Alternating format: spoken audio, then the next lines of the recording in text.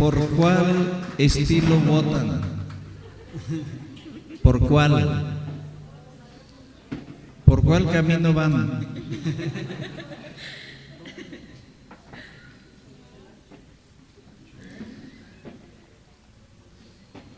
En realidad la mayoría los tocan en doble, ¿verdad? Pero en realidad es en corrido. Bien, pónganle por ahí sus sillas a los de la filarmónica porque es el día de sus santos, los se pelan a la borrachera.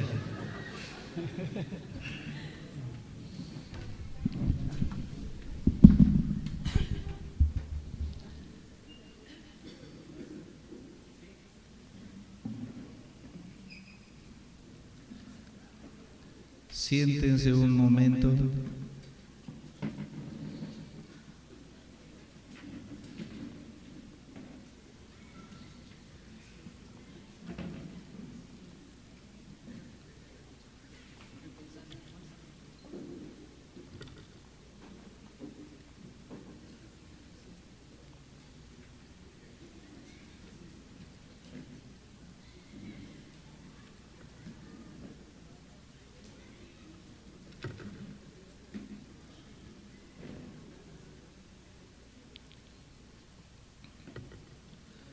Bien. Cierren sus ojos un instante, como de costumbre.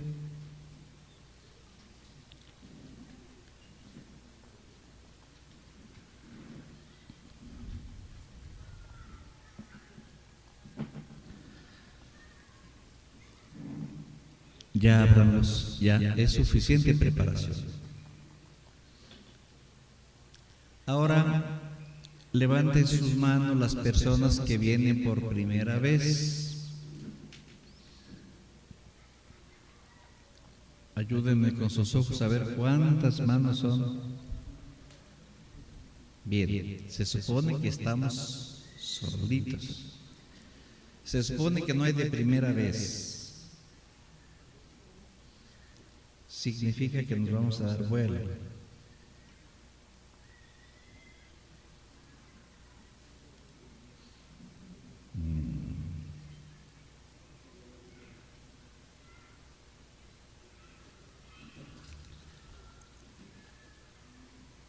Me cambiaron la palabra. No le hace. Cabrón calauso. Bien, decíamos de los que vienen por primera vez que levanten su manita para saber si debemos explicar qué es esto, dónde se vinieron a meter. Y si no hay nadie de primera vez, pues nos brincamos esa parte y aventajamos el tiempo. Pero el problema es que si sí hay de primera vez y no levantaron su mano y no explicamos qué es esto, se van a ir confundidos. Bien, de todas maneras, los que estén de primera vez por ahí escondidos debajo de las sillas, oigan bien que esto se llama la renovación carismática para renovar la Iglesia Católica. Es la renovación carismática del Espíritu Santo para renovar la Iglesia Católica. Pero miren qué curioso, en nuestra página de YouTube, pues dice así, dice Renovación Carismática Católica del Espíritu Santo. Y si ustedes quieren encontrar la predicación de tal o cual, un día de predicación, solo ponen la fecha y escriben ese nombre que acabo de decir y les aparecen como 40 iguales. Es decir, como que a muchos les pasó lo mismo que a nosotros. Nosotros escogimos este nombre porque está un poco larguito, diferente a los que ya existen, pero no, le atinamos a lo mismo que pensaron otros, las mismas palabras.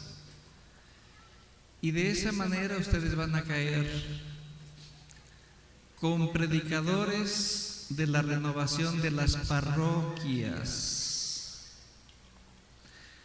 Eso no es agradable. Son enseñanzas del Vaticano, de ahora. Y en el Vaticano se está en contra de Jesucristo, en contra de la doctrina de Jesucristo desde que llegó este Papa actual. Por lo tanto, lo que van a escuchar en esas renovación carismática católica del Espíritu Santo, de tantas que mencionamos, van a encontrar algunas también protestantes y no van a encontrar nada nuevo. Van a encontrar enseñanzas, se escuchan las palabras que no son de Dios, que no son de Jesucristo, que no son de Pablo, que no son de los apóstoles.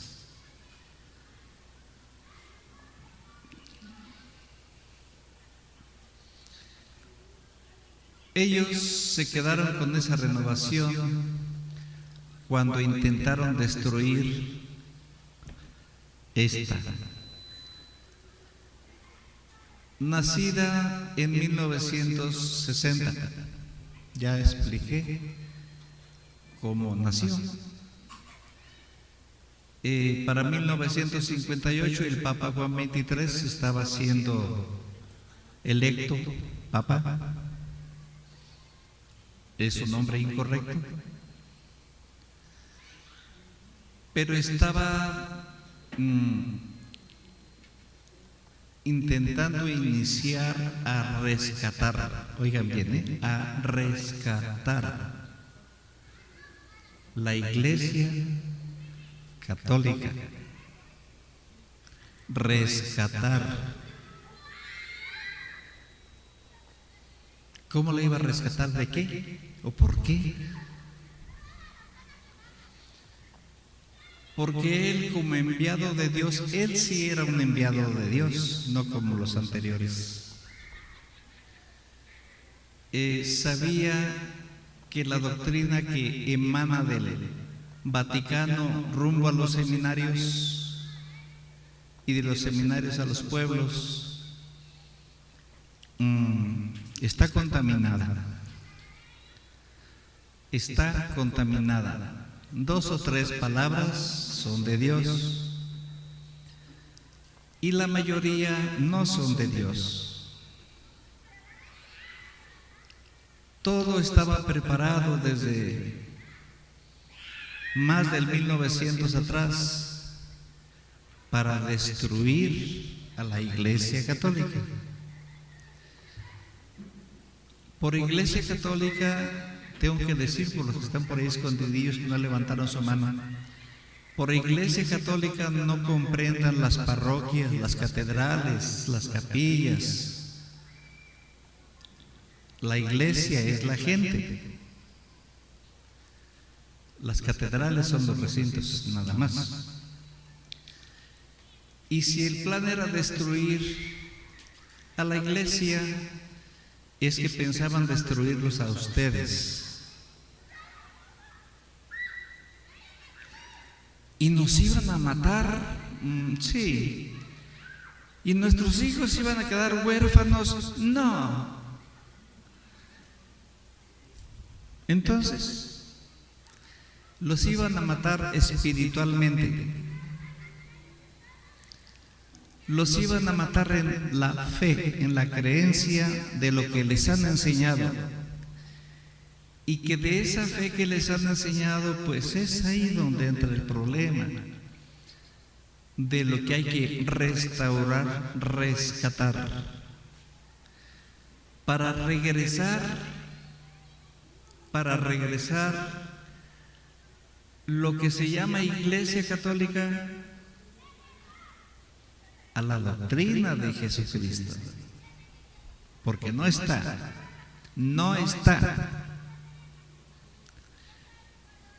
Dije, la doctrina que se les ha enseñado está contaminada. Se oye más bonito así decir que decir está llena de mentiras, porque si digo así, en los oídos de los que vienen por primera vez va a sonar: y dijo que toda la doctrina son mentiras. No, está contaminada con muchas mentiras. Y la enseñanza de Dios y la palabra de Dios no es mentiras. Digo rápidamente el ejemplo de siempre, el más a la mano: la muerte de Judas Iscariote.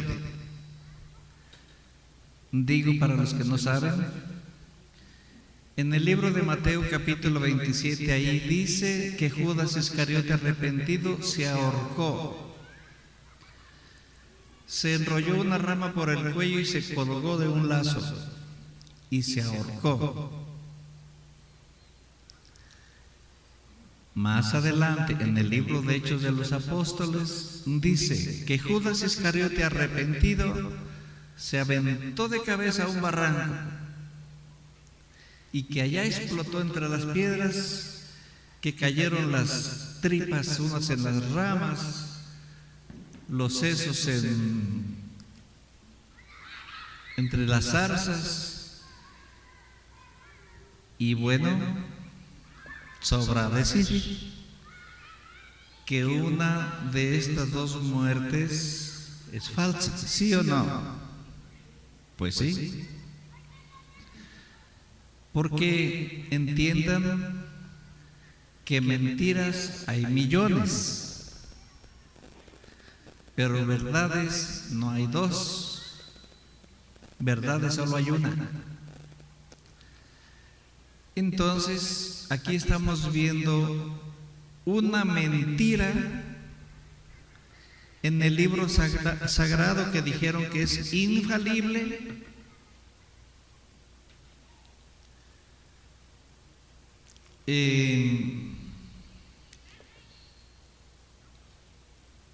Vuelvo a repetir para los que no oyeron o no pusieron atención: si encontramos una mentira, a lo mejor las dos son mentiras. Las dos no pueden ser verdad, pero tal vez una es verdad, tal vez la otra es mentira. Pero si una es mentira, la otra también puede ser mentira. Y entonces, ¿cuál fue la realidad? Fíjense lo que les estoy preguntando. Entonces, ¿cuál fue la realidad? Los voy a ubicar así medio a lo bruto, de manera que no me entiendan. Les estamos enseñando, como ustedes ven, partes de las Escrituras que el mundo teológico y religioso no había descubierto, a pesar de que 1700 años han estado leyendo la Biblia. ¿Cuántas generaciones han pasado por esos pasajes bíblicos, los han leído y nadie había descubierto eso?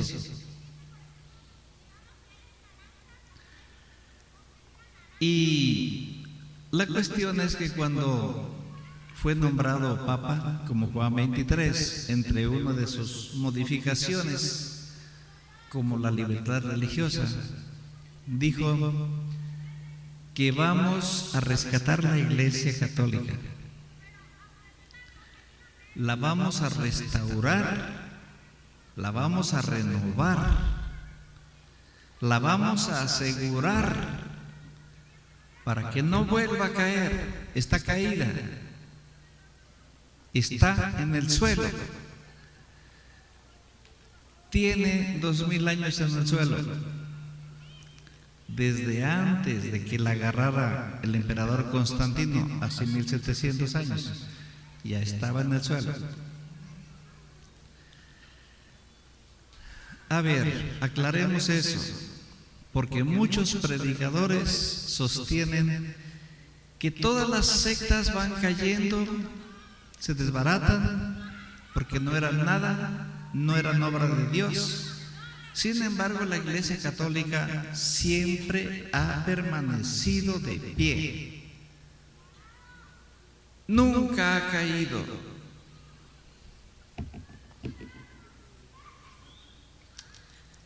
Bueno, quién sabe quién lo dijo. ¿Algún ciego? Y yo podría apoyar a ese ciego diciéndole, es verdad, nunca ha caído. Y les podría traer como ejemplo, Dalia, ¿dónde estás? Su hermano de Dalia es sacerdote. Y cuando lo empezaron a empujar, a obligarlo a ir a renovación en el seminario, siendo ya sacerdote, él dijo, no, yo no me voy a prestar a esas farsas. Porque llegaba el momento de la misa y en que el sacerdote traía la custodia con el Santísimo. La gente le llama Santísimo a toda la rueda. No, la rueda es la custodia. En el centro viene el Santísimo, la hostia consagrada, Dios vivo ahí. Y venía el sacerdote caminando con la custodia por delante y la gente a los lados se iban desmayando, iban cayendo desmayados. Y este sacerdote, hermano de Dalia, dijo, yo no me voy a prestar a esa farsa, porque todo eso lo preparan para apantallar a los rancheros. Yo no les voy a seguir el juego.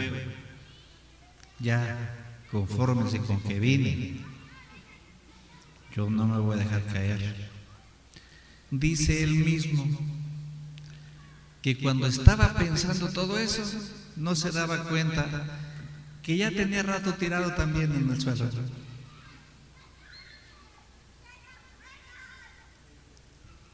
¿Dijo así Dalia o no dijo?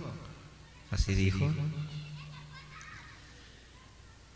Y este es el caso de la Iglesia Católica, que durante tantos siglos nunca se han dado cuenta que están tirados, están caídos. Ahora, pues su hermano de Dalia literalmente estaba tirado en el piso, literalmente, pero todos los demás miembros de la Iglesia Católica están caídos, están tirados espiritualmente. El borracho, el chismosa, aunque por acá las chismosas les dicen predicadoras, las chismosas, las intrigosas, los del levantafalsos, los drogadictos, los ladrones, los asesinos, los vengativos, los rencorosos, los etcétera, consultadores de brujos, de adivinos, espiritualmente están de pie. Dijo aquel yerno, los demás yernos pues se quejaban, todos se quejan de sus suegros, son malagradecidos. Y ese yerno dijo, pues pobres de ustedes. Yo gracias a Dios corrí con muy buena suerte con mi suegrita. Ella me ve como un Dios, me ve casi como a Dios. Y aquí le empiezan a dar vuelta su imaginación más como a Dios. Le pone flores, le pone veladoras, no lo deja caminar, lo carga en hombros. ¿O cómo te tratan? Dijo, pues igual que a Dios. cree en Dios pero no lo puede ver. Así me trata a mí. Cree en mí pero no me puede ver, ni en pintura. Bueno,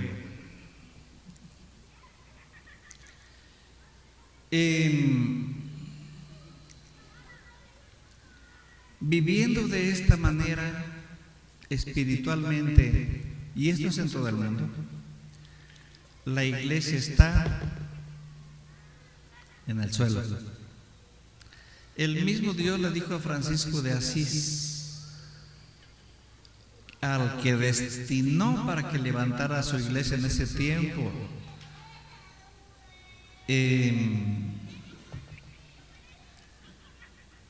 le habló, porque le habló, y le dijo que levantara su iglesia que estaba caída. Y así como los religiosos y teólogos entienden, pues así entendió él, que era un monje franciscano. Y empezó a buscar piedras, pedir piedras y argamasa en lugar de cemento que se usaba en aquel tiempo, y andaba con su carretilla pidiendo piedras y piedras para reconstruir las bardas de las iglesias caídas, las paredes rotas, los campanarios. Duró algunos años, alcanzó incluso a construir algunas capillas, o sea, se metió de albañil. Creía estar cumpliendo con la misión que escuchó de la voz de Dios. Al final de los cuales, unos 3 años adelante, le vuelve a hablar otra vez el Señor y le dice: Francisco,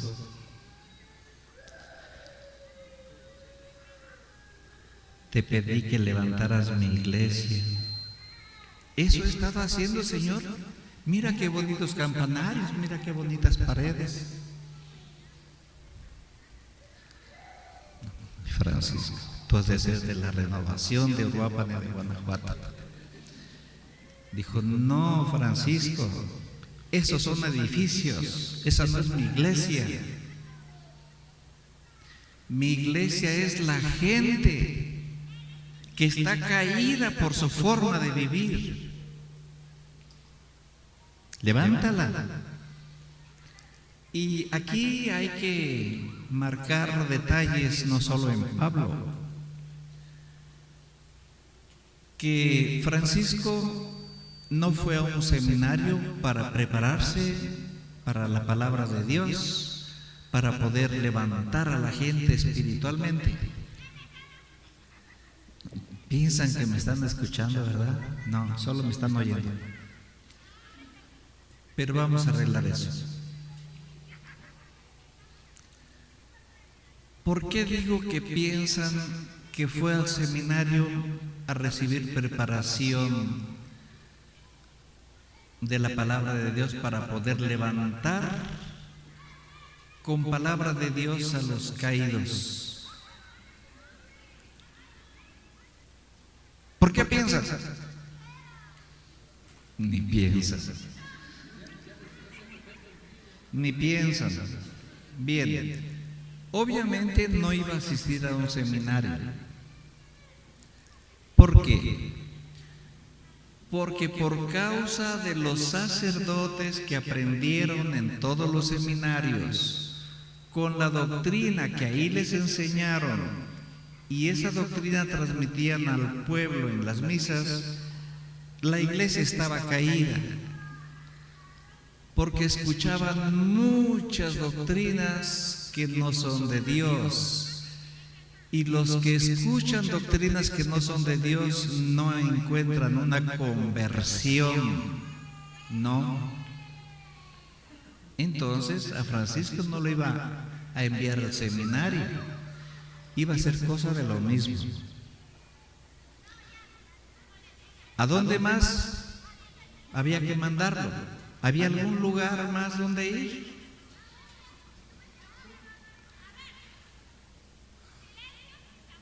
Bueno, pues así como ideas de Francisco, decidió primero escoger cuáles serían las reglas por las que se regiría la orden de monjes predicadores que él escogería. Y las encontró en la Biblia, de ahí las tomó. Tres normas nada más. Y empezó a leer en las Escrituras y empezó a entender de lo que estaba leyendo. Y con eso que él aprendía en lo que leía de la Biblia, así fue evangelizando a las personas y a los que serían sus seguidores, los franciscanos. Pero era una palabra distinta a la de los sacerdotes. Era una palabra que atraía a los oyentes, que atraía a seguidores. Lo siguieron incluso varios obispos. Y no la recibió en el seminario. Él simplemente leyó en la Biblia y fue entendiendo lo que los teólogos nunca entendieron. Y empezó a predicar esa palabra desconocida, con la cual logró muchos conversos y adeptos a su movimiento, a su grupo, a su congregación. Y llegaron al punto en que los demás obispos y sacerdotes se escandalizaron y lo acusaron ante el Papa. Y pues él se vio en la necesidad de ir a pedir el permiso al Papa para continuar adelante, y el Papa le dijo: necesito que cambies algunas de las reglas que tienes porque es imposible cumplirlas. Eso es todo. Si las cambias, a lo mejor te doy la autorización, pero si no, no se puede. Y dijo él: pues lo voy a sentir mucho su santidad, pero es que tienen que permitirnos que nosotros vivamos conforme a la voluntad y la palabra de nuestro Dios. Así que si no nos autoriza, eso no nos va a detener. De todas maneras, quédese en paz. Adiós. Y dio la vuelta y se fue. Y ya iba por allí cuando le dijo: a ver, Francisco, regresa aquí. Dijo: a ver, tu cara me recuerda a la de un monje que soñé en algunos sueños. Veía cómo los edificios de las catedrales se bamboleaban a punto de caer, y aparecía un monje que con sus manos, un fraile dijo, que con sus manos las detenía. Y esa cara era tu cara. Quiero pensar que ese era un aviso que me estaba dando Dios. Quiero pensar que por eso viniste aquí conmigo. Quiero pensar que por eso eres tan necio que no quieres obedecer mis condiciones. Quiero pensar que esa es la razón por la que prefieres mejor obedecer las condiciones de Dios que las mías, lo cual estaría muy bien. Bien, te voy a dar la autorización.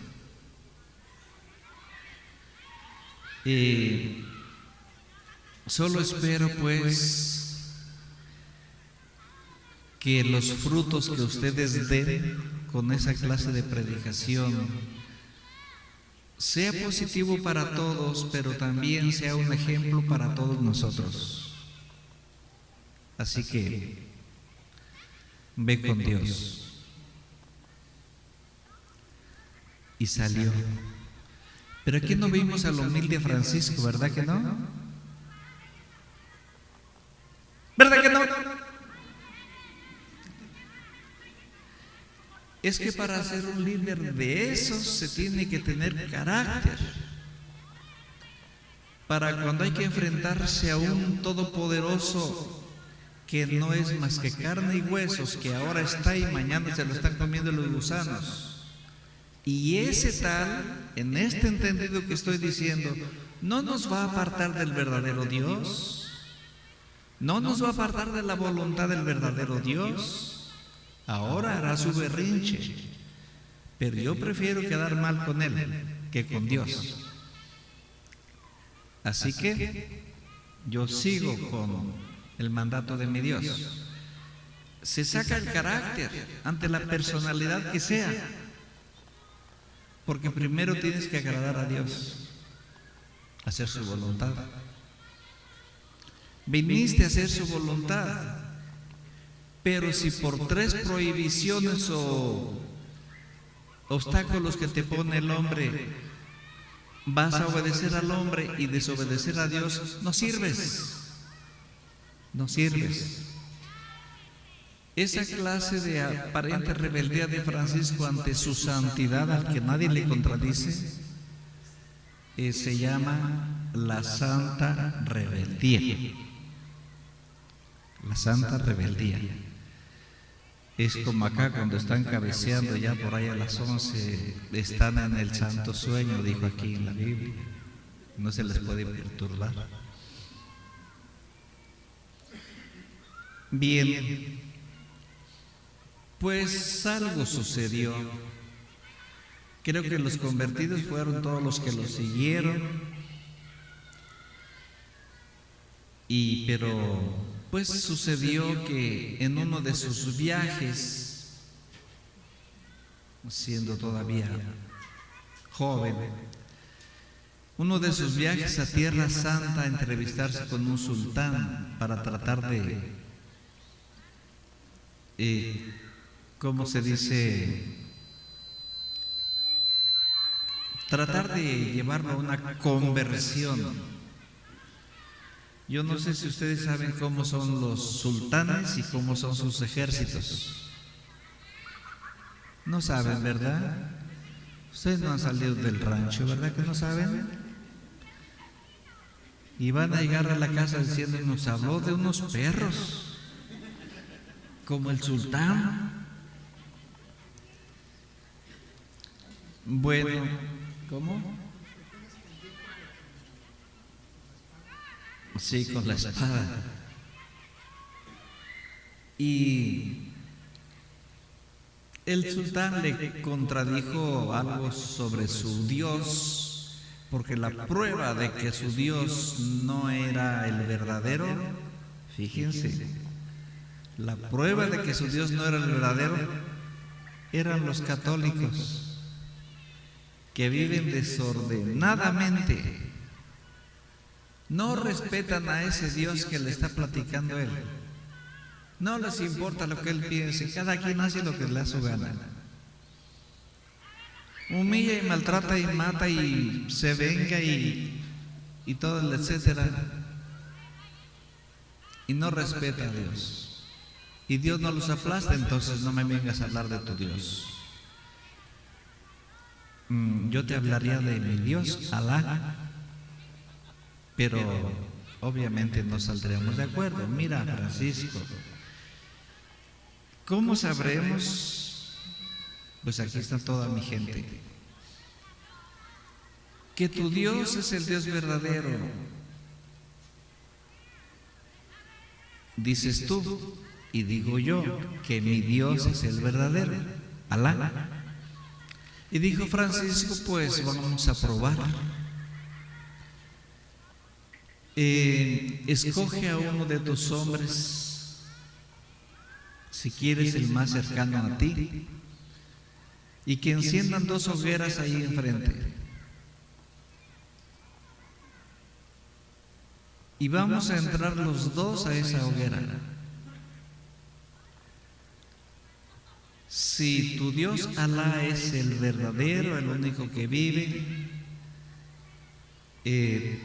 tu siervo va a salir bien, Alá le va a proteger.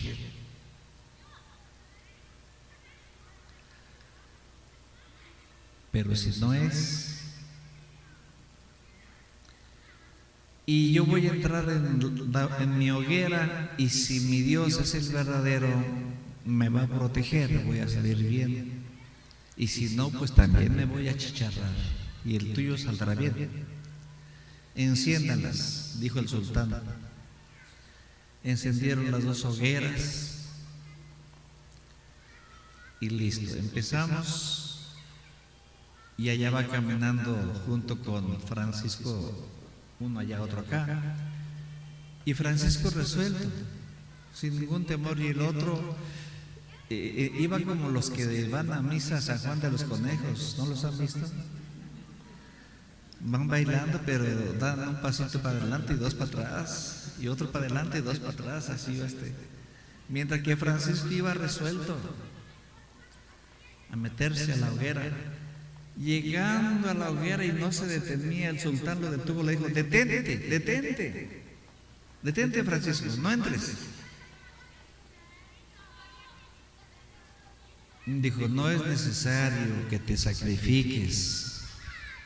No, te creo. Eso demuestra la fe que tienes en tu Dios. Eso demuestra que no viniste a hablar por hablar como hacen todos. Pues mira, Francisco, hoy no ganaste aquí un converso, no ganaste aquí un alma para tu causa, pero sí ganaste un amigo.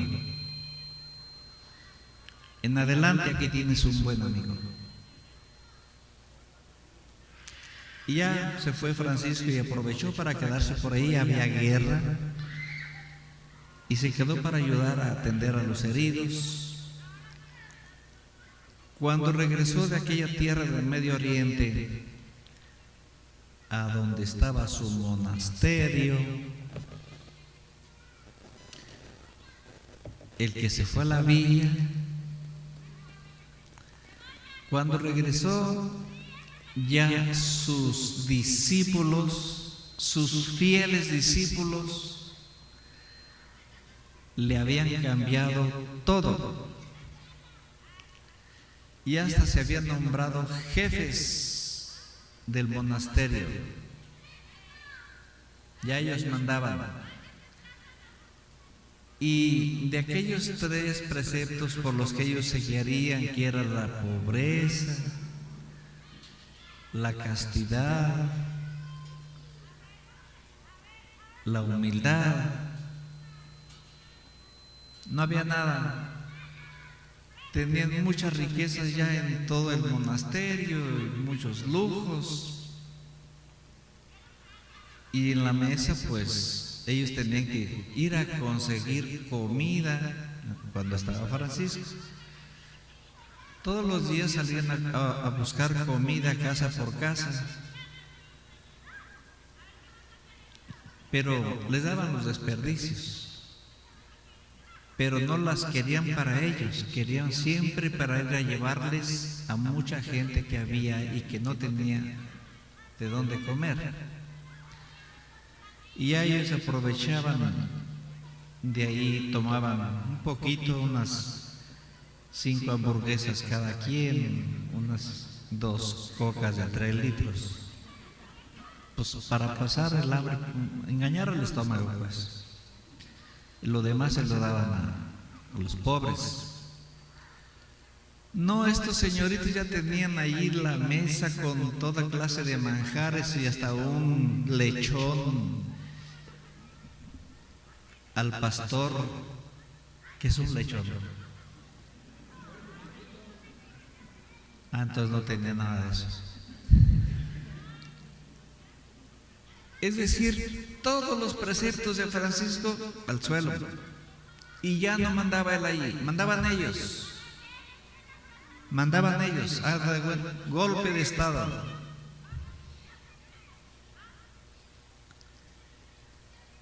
Y entonces el humilde Francisco se fue a su celda a tratar de acomodar sus pensamientos que no hallaba cómo ubicarlos, cómo acomodarlos. ¿Por qué obraron así? ¿Quién los hizo cambiar? ¿Qué los hizo cambiar? En su ausencia,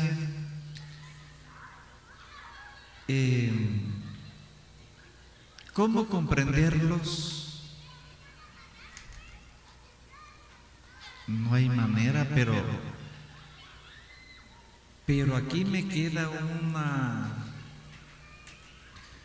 una verdad en la que no había pensado. Apenas me ausenté unos días y ya cambiaron todo, las reglas y la doctrina. Pero aquí estoy para mirar lo que han hecho los que eran mis fieles seguidores. Quiere decir que si hoy no lo hubieran hecho, lo habrían hecho cuando yo falleciera. Es decir, esta obra que Dios me confió en mí y le fallé. Y así empezó a estar triste, deprimido, y esa tristeza de la depresión mata, porque Francisco, por más que le decía, ve al psiquiatra, ve con Anso,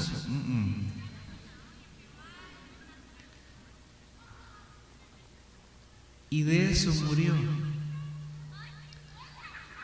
Ya para expirar se bajó al suelo de su celda, que era de tierra, y por almohada pidió que le pusieran un pedazo de tronco de madera.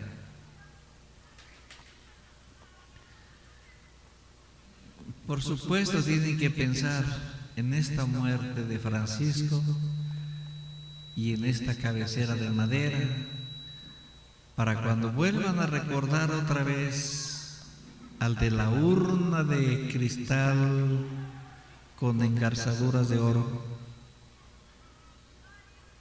en el mismo convento. ¿Por qué? Bueno, eso ya lo hemos explicado, pero luego aquí hacemos como los viejitos que siempre repiten la misma historia. Ya los nietos, lo que pasa es que siempre vienen hermanos de primera vez, incluso ya hay aquí hermanos de 10 años que ya no les hemos vuelto a repetir las hermosas enseñanzas del principio. Y deberíamos, porque así no vamos al parejo con las enseñanzas. Bien, pues entonces regresemos al Vaticano, que dijo: es necesario restaurar la Iglesia.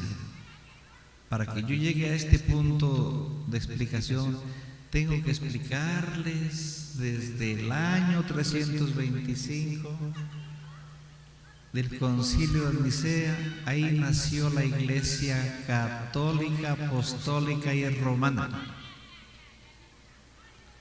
que finalmente ni siquiera es romana, pero originalmente sí es romana. Y bueno, todo lo que sucedió en ese largo tiempo, hasta el 1500, hasta el 1400, verían por qué decía el Papa: vamos a rescatar la Iglesia. Era una porquería. Simplemente, si ustedes tienen una casita así pequeña de unas 15 habitaciones, abajo y otras arriba, y unos arcos, terminada en mármol y unas cuantas hectáreas de jardín con alberca y hermosos árboles exóticos, una que otro pavo real, 2 o 3 guajolotes. Eso era suficiente para que te quemaran en la hoguera pública. ¿Por qué? Porque le gusta a un inquisidor del Vaticano. ¿Qué hay que hacer? Contratar testigos que atestiguen y acusen al propietario o propietaria de ese lugar, que le vieron haciendo pacto con el Satán y haciendo brujerías. Y va la guardia de la Santa Inquisición y la apresa y la traen acá y la acusan de bruja. Pero como son justos, son justicieros,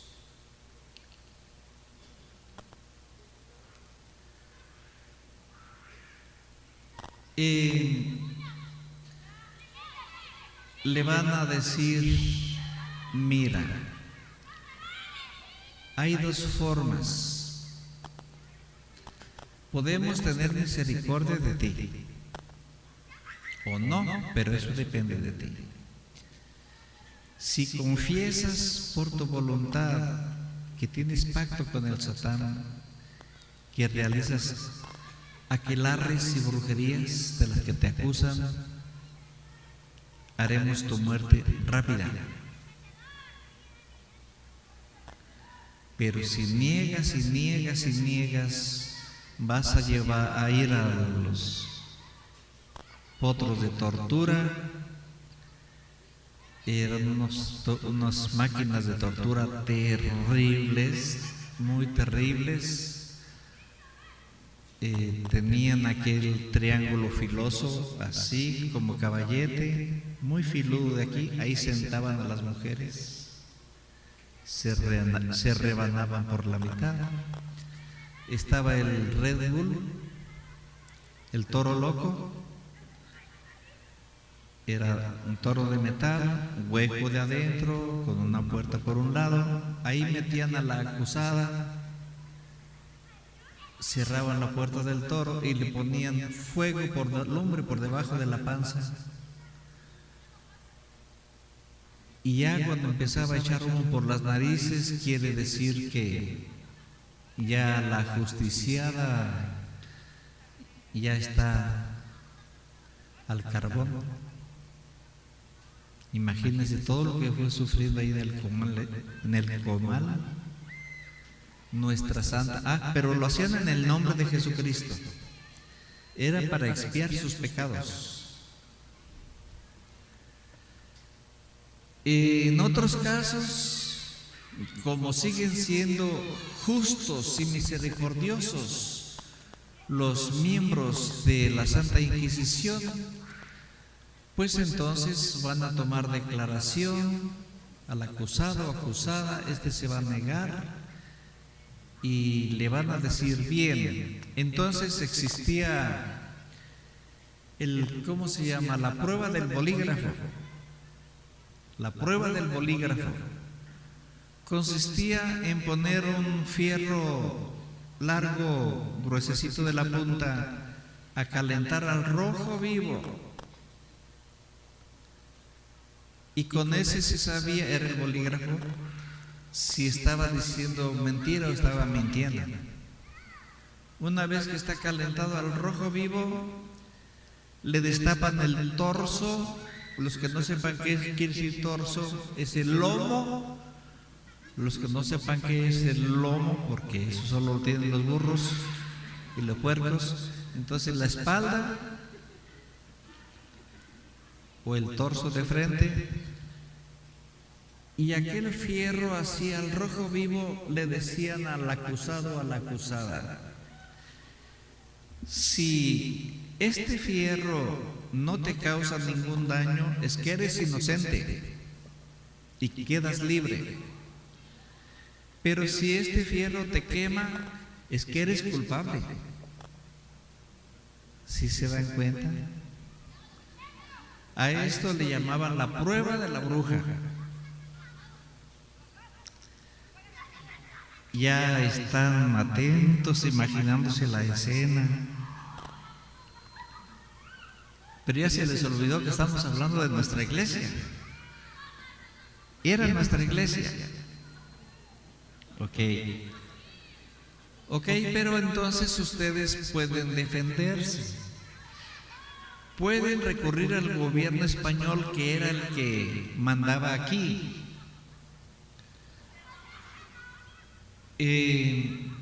Iban allá y allá los agarraban y los llevaban amarrados allá en el Santo Oficio y les hacían lo mismo. El Santo Oficio y la Santa Inquisición les hacían lo mismo. El Santo Oficio era del gobierno español y la Santa Inquisición de nuestra iglesia. Sin hablar de la forma como obligaban a muchas personas a hacerse católicas por la fuerza. Y si seguimos avanzando en la historia de todos los papas de antes, pues entonces descubrimos que sí es esta la iglesia de Dios. Porque con tanta porquería que se vio durante todos esos siglos, y todavía está aquí la iglesia de Dios. Sí, eso hay que valorarlo. Pese a todas esas porquerías, aquí está la iglesia de toda muerta, porque el muerto es el que habla maldiciones y odia y se emborracha y fuma y todo.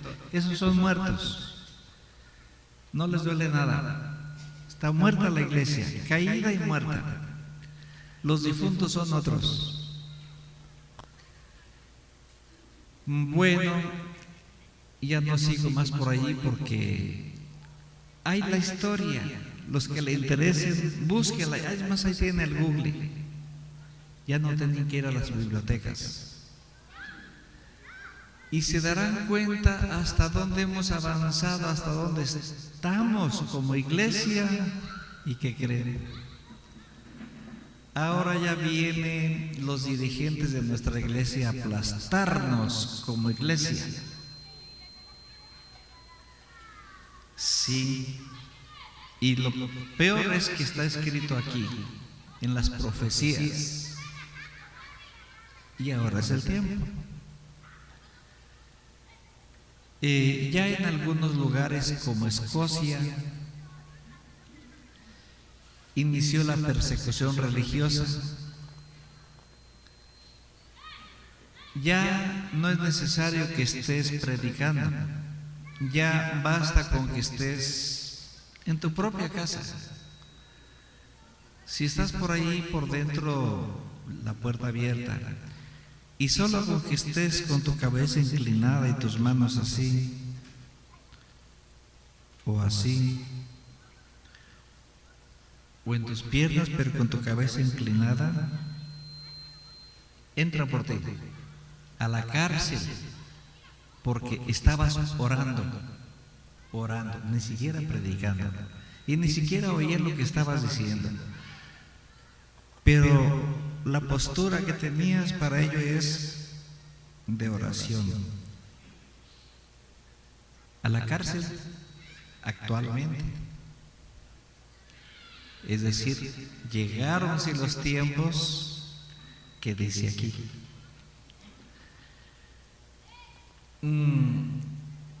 Y déjenme continuar.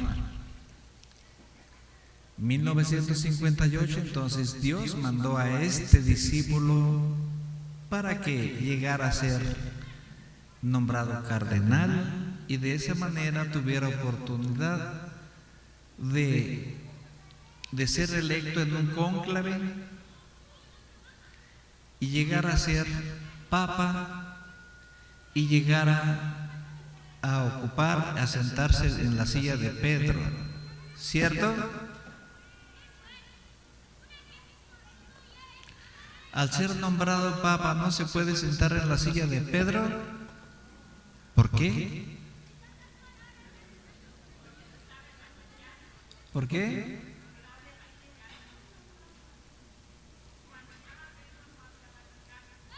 Ni había silla. Esa es otra de las cosas que los católicos no saben ni imaginan. Todos hablan de la silla de Pedro. Él nunca se sentó en esa silla. Y como dijo ella, ni siquiera había Vaticano. Bien, pues envió a este hombre para que iniciara el rescate de la iglesia de Cristo. Tengo que decir que es Yeshua, pero acá le conocen como Cristo. Para esa renovación hace falta la presencia del Espíritu Santo. Si no, no es renovación del Espíritu Santo. Desde que mataron a los apóstoles, a todos los profetas y crucificaron al Nazareno, Dios ya no mandó a nadie de su reino a la tierra, ya no, ningún siervo.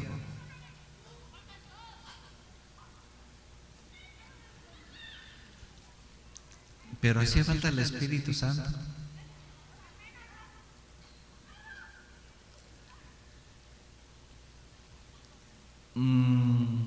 Bien, manejó a dos jóvenes que todos los días iban a una iglesia y los dos invocaban la presencia del Espíritu Santo con vehemencia, un día sí y otro también y otro también y otro. Pasaron 11 meses sin faltar ningún día y nadie descendía. 2 meses y medio y nadie descendía. 11 meses y medio y nadie descendía. Pero a los 365 días descendió.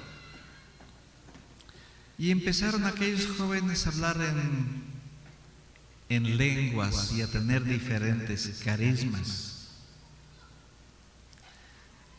Pero ¿qué observamos? Constancia, disciplina, decisión.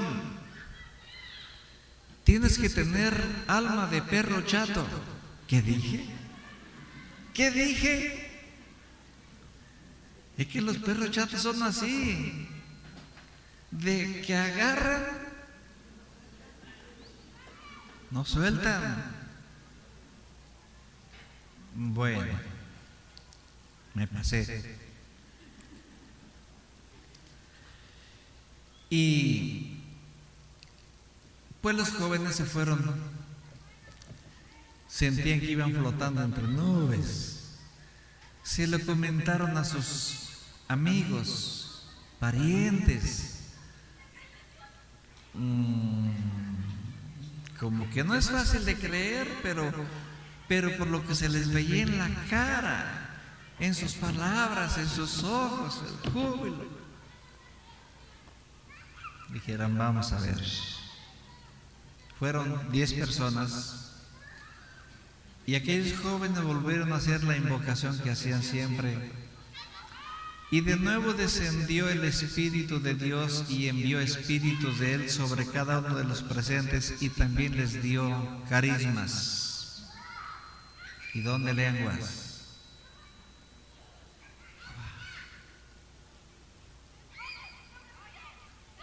Eso no es fácil de asimilar. Se tienen que quedar así como yo, donde lo acomodo. Fueron y comentaron y a la siguiente eran 20 personas y les sucedió lo mismo. Y de esta manera empezó a aumentar el grupo en los cuales se manifestaban los espíritus del Espíritu Santo de Dios. ¿Qué hacía falta? Pues una Biblia. No había Biblias. Y entonces pues ya tenemos ahí a Juan 23 desde 1958. Por esas fechas el Papa ordenó la impresión de la primera Biblia, pero en la lengua de todos los pueblos. Inició la renovación. Así dijo allá en el Vaticano. Entonces ya tenían con qué. Y fue allá donde voy a repetir, los cardenales le dijeron, es necesario que repita, su santidad, piense bien lo que está diciendo. Sí, ya lo pensé, por supuesto. Le sugerimos que lo vuelva a meditar, vea las consecuencias. Es que si usted ordena la impresión de esas Biblias para todos, pues la gente va a leer. Sí, pero se van a enterar de cosillas. Claro. Pero se van a dar cuenta que les mentimos toda la vida. Sí. Pero también van a descubrir la verdad. ¿Y qué dice? Que la verdad los hará libres, no esclavos de ustedes como hasta ahora han sido, por su ignorancia en la que los han mantenido. Pero es que si ellos se dan cuenta que les hemos mentido, para ellos habremos muerto como sacerdotes. Ya no nos van a respetar, nos llamarán mentirosos. ¿Y acaso no lo merecimos? Ahora, que dice la Escritura que es bueno que mueran unos pocos para que vivan muchos. Y si para que viva nuestra iglesia tenemos que morir nosotros como sacerdotes, pues el sacrificio vale muy bien la pena, además de que nos lo ganamos. Imprímase las Biblias. Porque debemos abrir las puertas de la iglesia para que entre un aire nuevo. Si no, nos vamos a asfixiar y vamos a desaparecer como católicos. Un aire nuevo es una enseñanza nueva.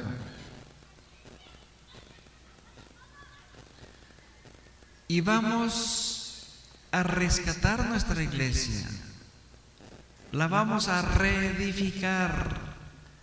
La vamos a renovar, la vamos a asentar en cimientos sólidos, indestructibles.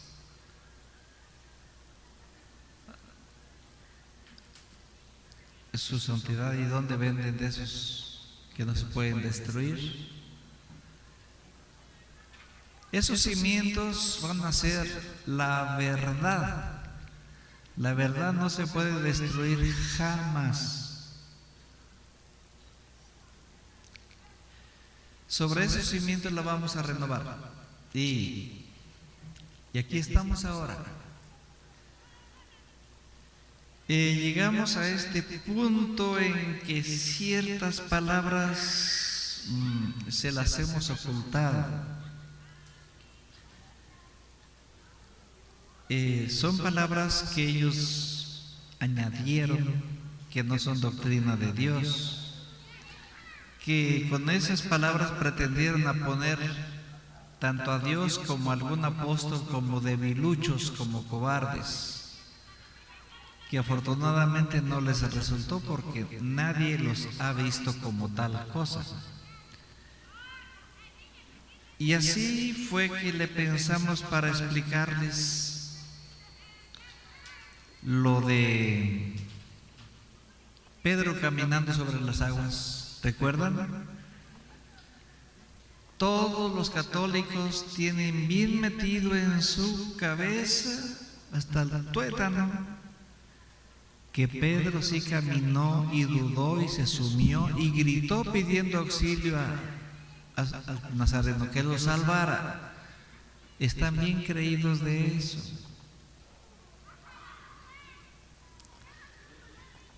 Y ahora venir a decirles que eso no fue verdad.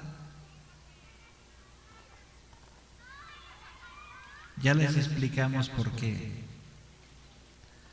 Porque para empezar, Simón era pescador cuando Yeshua o Jesucristo le llamó, le dijo, sígueme. Y un pescador sabe nadar. Pero a lo mejor se refería que tuvo temor por la tempestad que veía que se acercaba. Sí, pero es que ahí dice que sus discípulos estaban en la barca cuando vieron a Jesús venir caminando sobre las aguas y pensaron que era un fantasma. Sus discípulos, es decir, ya Simón no era solo Simón, Simón ya era Simón Pedro, porque en su cuerpo ya estaba el poderosísimo Espíritu de Dios, Pedro, el cual hubiera dicho a esa tempestad: deténganse, hermanos del viento, deténganse, hermanos de la lluvia, caminen suavemente a su paso, hagan su misión pero sin causar destrozos. Y aquellos seres le obedecerían, le entenderían como el lobo le entendía a Francisco. Si es así, entonces tal hecho no sucedió, porque Simón sabía nadar y Pedro tenía poderes. Y lo que dijimos de la oración de Getsemaní,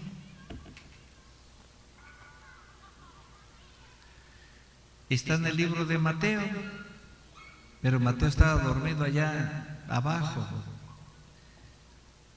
en donde los dejó Yeshua a los 11 apóstoles. Mientras él subió allá arriba, solo dijo: espérenme aquí. Y dice: ¿cuánto duró allá arriba? 1 hora. ¿Cómo sabemos? Porque así dijo cuando bajó y los encontró a todos dormidos. Dijo: ¿cómo es que están dormidos? ¿Cómo no han podido velar 1 hora conmigo? Entonces ahí lo que dice sobre que se hincó ante una roca y clamó a su padre por 3 veces, angustiado, que si fuera posible no probara él ese cáliz que le esperaba en la crucifixión. Dice que era tanto su temor que hasta sudaba sangre. Pero si nadie estaba ahí con él, ¿quién escuchó las palabras? ¿Quién vio la sangre? Se hubiera manchado su túnica de las gotitas de sangre, sus mejillas. No traía nada. Y eso lo dejaron ahí, ya nadie examinó ese pasaje. Simplemente lo dieron por hecho. Esa es una de sus verdades que predican en nuestra iglesia. A ver, esa es una verdad. Dicen que a base de repetir 1000 veces una mentira se convierte en verdad. No es verdad. La mentira siempre va a ser mentira. Y esta palabra, esta enseñanza la han predicado miles de veces y sigue siendo mentira. Porque en ningún momento Jesucristo dijo esas palabras a su Padre, ni tampoco sudó sangre, por lo que ya les explicamos en anteriores predicaciones. Sin embargo, no se ponen a pensar en algo más importante. A ver, cierto día fueron Yeshua o Jesucristo con Juan y Pedro y Santiago por ahí a un montecito, y de repente llegó una nube y se abrieron como si fueran puertas, y de ella bajaron Moisés y Elías, pero no en espíritu, sino físicamente, porque ellos se fueron físicamente. Y estuvieron ahí platicando con Yeshua o con Jesucristo, y Pedro se ofrecía a construir 3 chozas para que ahí pasaran la noche y se quedaran con ellos, porque eran de carne y hueso. A ver, noten, ¿cuántos siglos hacía que supuestamente se fue Elías en un carruaje de fuego a los cielos? Y Abraham, ¿cómo se llama? Moisés. Moisés también se fue entero, por eso nadie encuentra la tumba. Por eso estaban ahí con su cuerpo físico, no eran espíritus. Por eso venían en ese vehículo.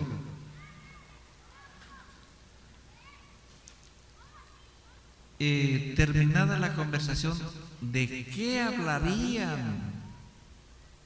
¿Sabían a qué vino Yeshua a la tierra? Allá lo habían platicado. ¿Cuál era el proyecto? ¿A qué vinieron? ¿Qué platicaron? Eso no se escribió aquí. Pero si observamos que después de que volvieron a entrar otra vez en la nube, la puerta se cerró y se oyó la alarmita que se le oye a los carros cuando se echan de reversas, ¿verdad? Y se fueron. Y Yeshua o Jesucristo le recomendaron a sus discípulos que no vayan a contarle a nadie,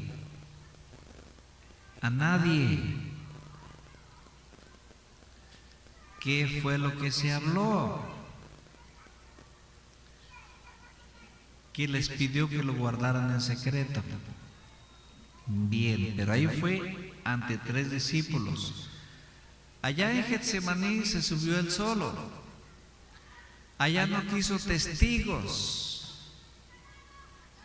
A ver, ¿qué sucedió allá? ¿Quién vino allá? ¿Con quién habló allá? ¿Qué se hizo allá? ¿Por qué no quiso que nadie viera ni oyera? ¿En eso no han pensado? Solo con lo que les dieron. E hincado frente a una roca pidió a su padre, lleno de gran temor: Padre, si es posible. Y todos se lo creyeron. No fue así. Y si profundizamos más en Judas Iscariote, eso es más peligroso, porque simplemente no les toca todavía ese tipo de enseñanza. Su mentalidad no está lista para eso. Podrían decir: es que nos quiere quitar nuestra fe. Bueno, ustedes ya no tendrían que tener la fe ciega que tenían antes de venir aquí, porque eso era fe ciega. La fe ciega que tienen los católicos es producto de la ignorancia. Ustedes ahora tienen una fe viva. La fe viva es producto del conocimiento. Es muy diferente a la fe ciega. Y aún así estamos tentaleándole con estas enseñanzas, pero es que con la enseñanza de los extraterrestres, pues lo tuvimos que hacer. Les aclaramos que no era para ustedes. En ese momento no era para ustedes. Quizá 14 años más adelante, sí, cuando su cerebro ya tuviera más conocimiento, más desarrollo, y ya podrían entenderlo, ya que el acontecimiento ese de los alienígenas pues está aquí en la misma escritura. Salmo 144, que dice, versículo 7, dice, vaya, voy al 45.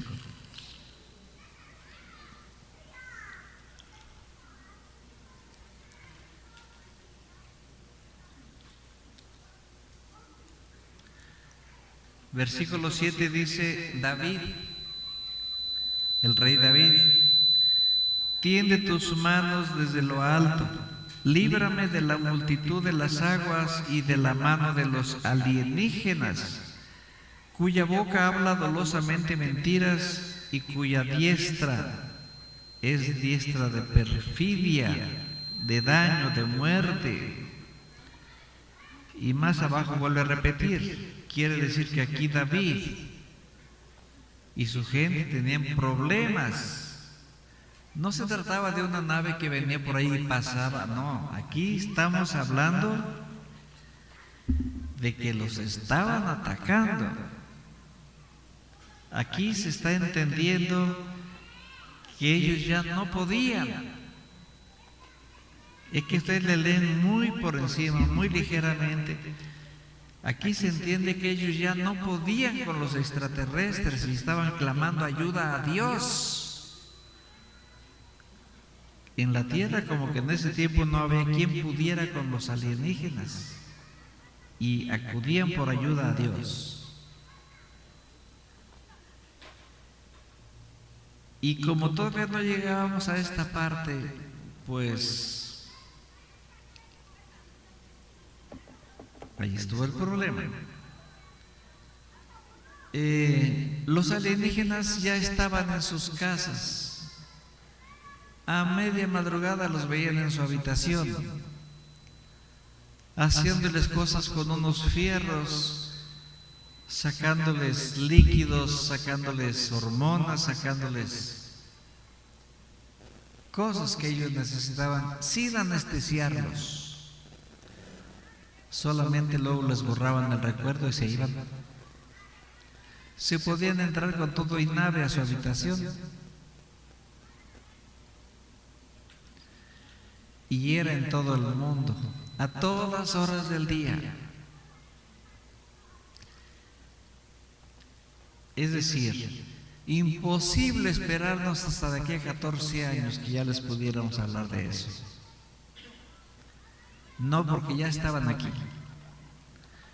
Lo que hicimos fue ponerles videos de ellos para que los conozcan, para cuando los encuentren ahí en la siguiente curva de la carretera, porque ya estaban aquí. Resultado, varias personas tuvieron que estar en tratamiento psiquiátrico varios tiempo. A algunos les dio mucho trabajo recuperarse aún con el tratamiento psiquiátrico. Esos son los alienígenas. Su mente no pudo con el tercio. Se desquiciaron. Hablábamos de los seres oscuros, les llamábamos así. Los que más o menos le entendieron a ese tema, ya no querían comer frijoles negros, que porque eran oscuros.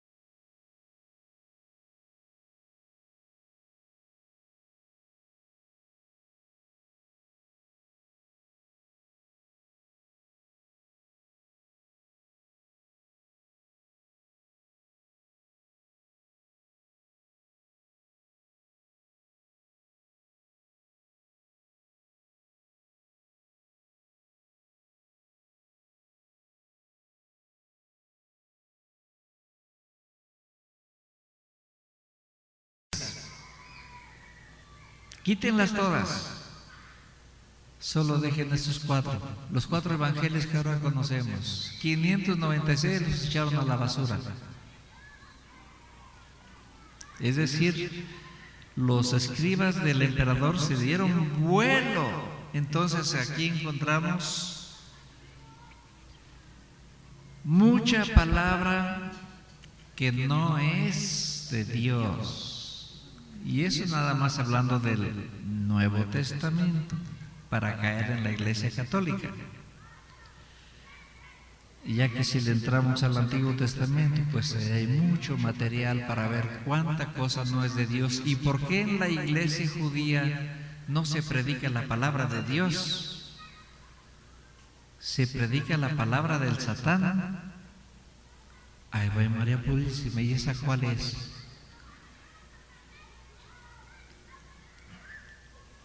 Al que te tumbe un diente, tú le tienes que tumbar otro diente. El que te saque un ojo, tú le tienes que sacar otro ojo.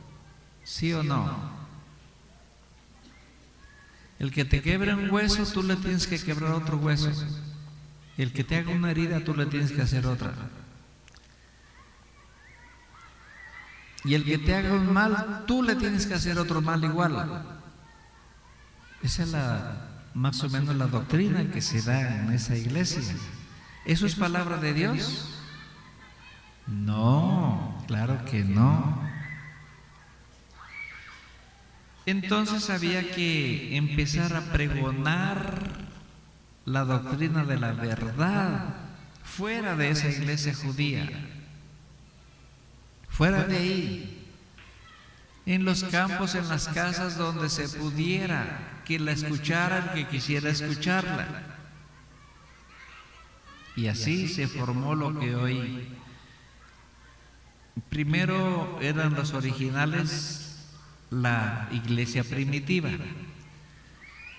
lo que se formó en torno de Yeshua o Jesucristo. Conforme él iba enseñando, se le iba juntando más gente, y no se llamaba iglesia primitiva como dice aquí en el libro, se llamaba congregación primitiva. Acuérdense que ni este grupo ni otros grupos se pueden llamar iglesia. Resulta un disparate porque lo que ya explicamos es congregación, porque allí es donde se congregan todos a escuchar la palabra de Dios, a aprender. Y por eso los hermanos protestantes que saben de esto y que se encuentran por ahí o trabajan donde mismo, y uno es de una secta y otro es de otra secta, y otro de otra. Entonces, normalmente no se preguntan, ¿y tú de qué secta eres? Ah, no, porque para ellos no son sectas. ¿Y tú de qué iglesia eres? Normalmente les dicen, ¿tú dónde te congregas? ¿En dónde te congregas?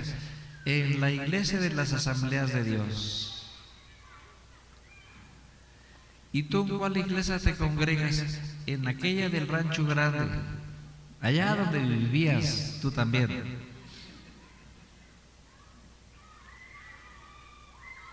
Es congregación, donde se reúnen, donde se congregan, es reunión, es congregación.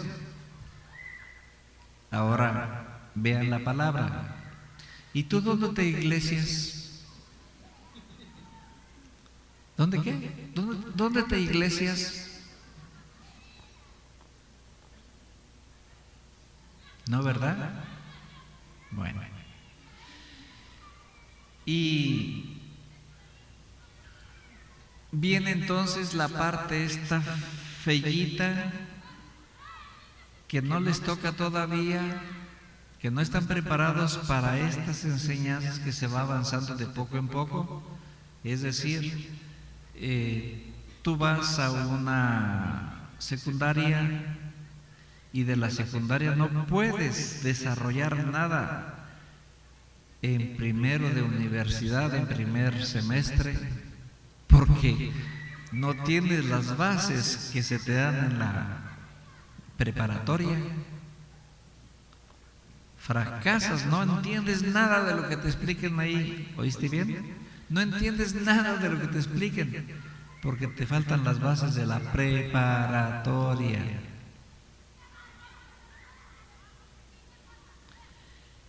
Y así es esto.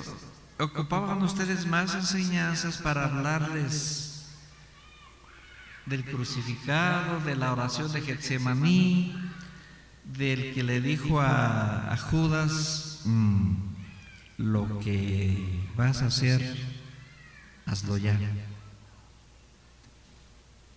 Ya es la hora.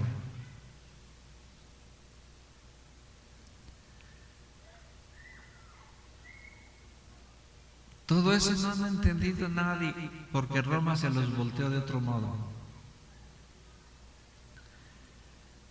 Bueno, ¿cómo le vamos a hacer? Ya tenemos a los alienígenas encima.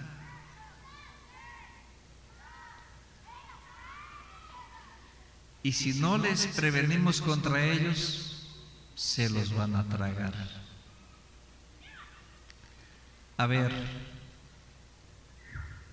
acontecimientos que suceden en este país y los ataques tan fuertes que están viniendo de los demonios.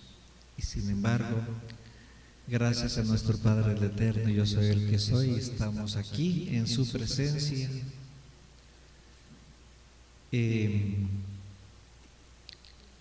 disfrutando de todo lo que tiene para nosotros. En cada día de esta reunión, iniciando, intentando meditar, cumplir con el pedimento que Él hizo, y luego el pastoreo, que es algo muy importante, muy interesante además. Después alabamos a nuestro Dios con nuestros instrumentos, nuestra boca, nuestros cuerpos, y después nos preparamos para escuchar su palabra. Claro, no mencionamos el restaurante, no lo brincamos. Así pues, entonces, Padre Santo, pues, dicho lo que dijimos respecto a los tiempos que están pasando en nuestro país, y hoy una vez más fue un triunfo, gracias a ti, y te pedimos que así como hoy nos concedas estar nuevamente en este bendito lugar, no solamente todos los que hoy estamos, sino también todos los que no pudieron venir por diferentes razones. Son días en que nadie debe de faltar, no es como en otros tiempos. Y pues te agradecemos que dispongas de nuestros compromisos, siendo que hoy es un día hábil para que podamos estar en tu bendita presencia, escuchando tus palabras, tus hermosas palabras, que a veces nos hacen pensar, ya que nunca las habíamos pensado ni las habíamos escuchado, y vimos que tienen bases bíblicas. Entonces, Padre Santo,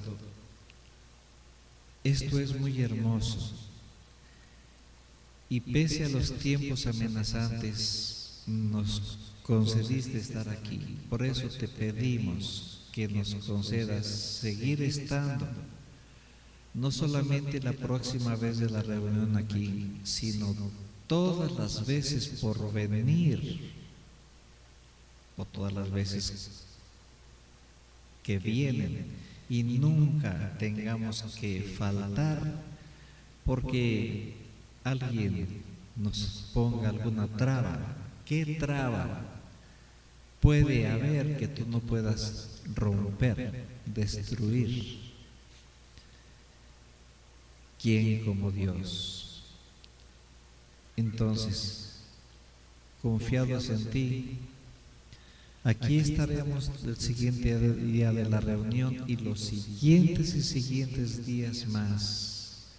En el nombre bendito de nuestro Padre el Eterno, yo soy el que soy, y en el nombre de nuestro Señor y Maestro Yeshua, Dios Hijo.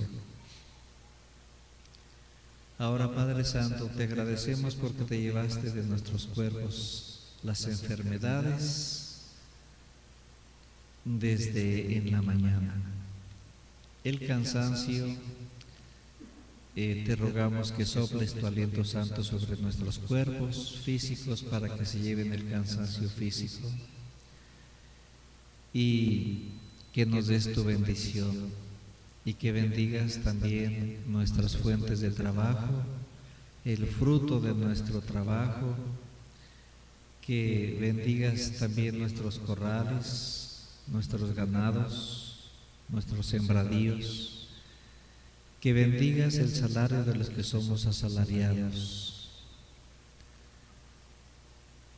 Bendice a nuestra familia, nuestro hogar, bendice las calles de nuestros pueblos, bendice los cielos sobre nuestros pueblos, porque hoy todas las naves alienígenas que vemos en todos los pueblos, en ellas vienen demonios a quitarnos la creencia en ti, a apartarnos de ti, y además, no conforme con eso, nos atacan físicamente, nos dañan, nos enferman. Así como David te pidió aquel día, te pedimos nosotros. Envía ejércitos de tus siervos para que las destruyan a todas, porque son muchas las que están entrando día y noche en toda la tierra. Nosotros haremos nuestra parte en ese sentido también. Te pedimos ahora que bendigas nuestros vehículos por caridad y que bendiga los caminos por los que vamos a transitar y a todos los que por ellos transitan, para que todos lleguemos con bien a nuestros destinos, a nuestros pueblos y nuestras casas. Ahora pues, Padre Santo, te vamos a agradecer de la manera que hemos aprendido de nuestro Padre, de nuestro Señor y Maestro y Dios Hijo Yeshua. Solo vamos a hacer una pequeña modificación al final.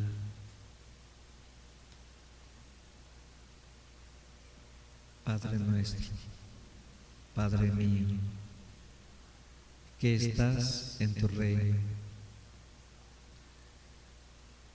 santificado sea tu nombre. Ven a reinar también en mí, ven a reinar en nosotros, ven a reinar en toda tu creación y enséñanos a santificar tu nombre a todos, que no solamente digamos esa palabra porque así dice la oración. Enséñanos a santificar tu nombre todos los días. Ayúdanos a aprender a hacer tu voluntad. No basta con decir hágase tu voluntad. Ayúdanos a aprender a hacer tu voluntad todos los días, en cada momento, en todas las cosas. Enséñanos a todos los de este planeta, para que en todo el planeta se haga tu voluntad aquí en la tierra, como se hace allá en tu reino. Padre Santo, este pan que hoy nos has dado en tan grande abundancia, dánoslo siempre. Perdónanos todas nuestras ofensas, pero enséñanos también a nosotros a perdonar de verdad a los que nos ofendieron, a perdonar a los que hoy nos ofenden, enséñanos a perdonar de verdad a los que nos ofendan después.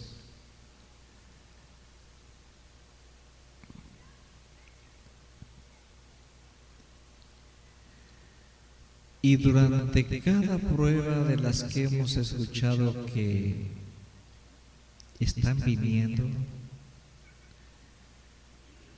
otras ya están encima, pero no las han visto los que las están viviendo. Durante cada prueba, no solo durante esas, durante cada prueba, nunca jamás nos dejes caer en ninguna clase de tentaciones, ni de confusiones, ni en las malas rebeldías, tampoco en las divisiones, porque entonces seríamos débiles y cualquiera nos vencería. Más bien unifícanos a todos como uno solo contigo en forma indivisible, para que unidos como uno solo nadie nos pueda vencer.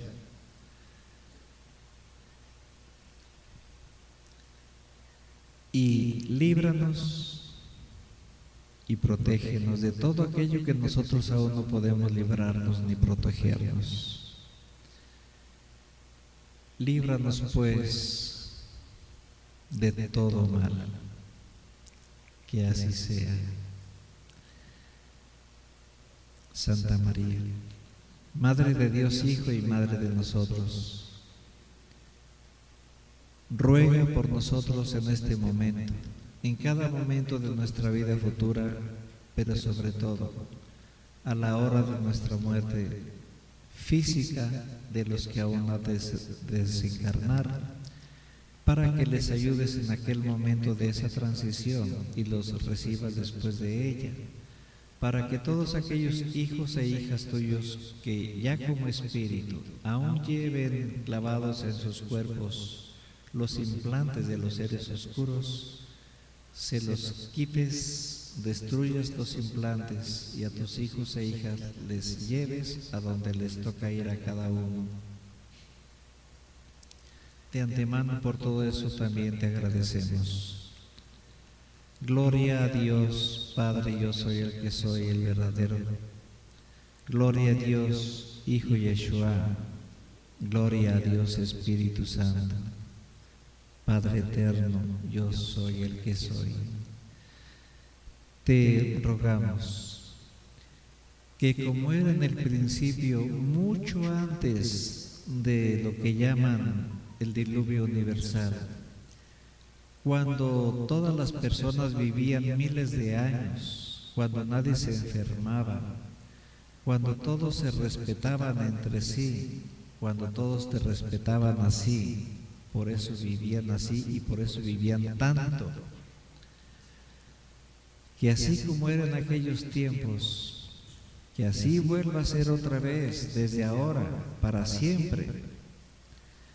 Y que como eran las enseñanzas del Nazareno, en los tiempos del Nazareno y por el Nazareno, que así vuelvan a ser otra vez, desde ahora, para siempre. Dulce Madrecita, nunca te vayas a alejar de nosotros, ni tu vista la apartes jamás de nosotros. Ahora, vente con nosotros a nuestro pueblo, a nuestra casa, a nuestro trabajo, a todas partes. Ven también a visitarnos a través de nuestro sueño, para que a través de él nos sanes de cualquier enfermedad, como tú sabes hacerlo, como lo hiciste con Bernardino, tío de Juan Diego, o para que nos ayudes a resolver cualquier problema, como tú sabes hacerlo. Y ya que siempre nos has protegido como nuestra verdadera y única Madre que eres, haz que nos bendiga en este momento y siempre, Dios Padre, yo soy el que soy, el verdadero. Dios Hijo Yeshua, el Mesías, y Dios Espíritu Santo, que así